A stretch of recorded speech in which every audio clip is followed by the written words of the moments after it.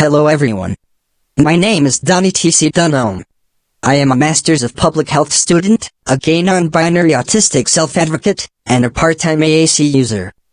My research focuses on improving sexual and reproductive health outcomes for autistic adults and other groups of AAC users.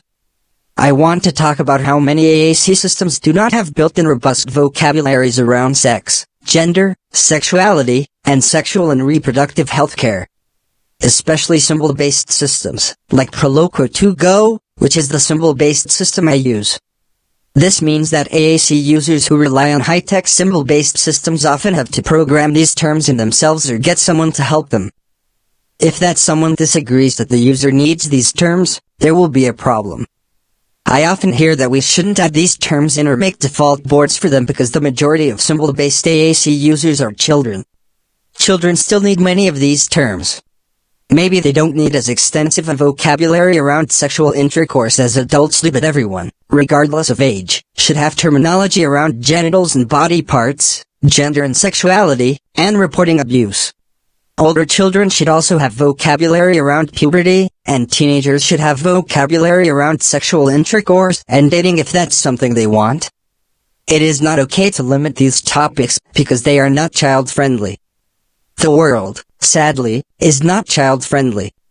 Children who use AAC, along with all other AAC users, deserve the ability to communicate freely about their own lives. When I made boards for myself around these topics, it took me 2 days, multiple devices, and a lot of heartbreak.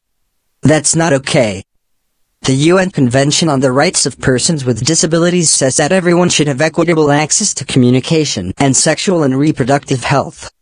When society limits sexual-related vocabulary for AAC users and makes it unduly hard for us to create this vocabulary, it fails to meet those parts of the convention. I want all AAC system and symbols companies to make language around sex, gender, sexuality, and sexual and reproductive healthcare part of their default boards and systems. I want symbol-based systems to come with symbols related to these topics so that users and their communication partners don't have to seek these symbols out on their own. I need all of these companies and all AAC professionals and communication partners to realize that denying this kind of terminology to AAC users makes us more vulnerable to abuse and assault and less likely to be able to communicate clearly about our bodies, identities, and experiences. For an abuser, the best victim is one who cannot tell. Some of the times where I have needed AAC the most are when I have had to talk about these topics.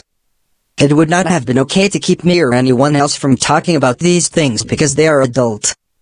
That is infantilizing and demeans disabled people of all ages and children of all abilities. If you are an AAC user or a communication partner looking for resources, I have found a few.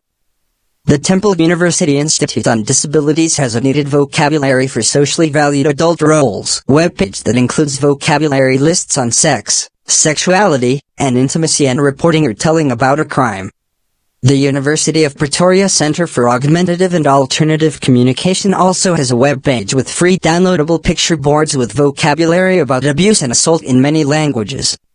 I have put links to those, along with a much longer blog post I wrote on this subject, on a webpage at the link on the wall behind me.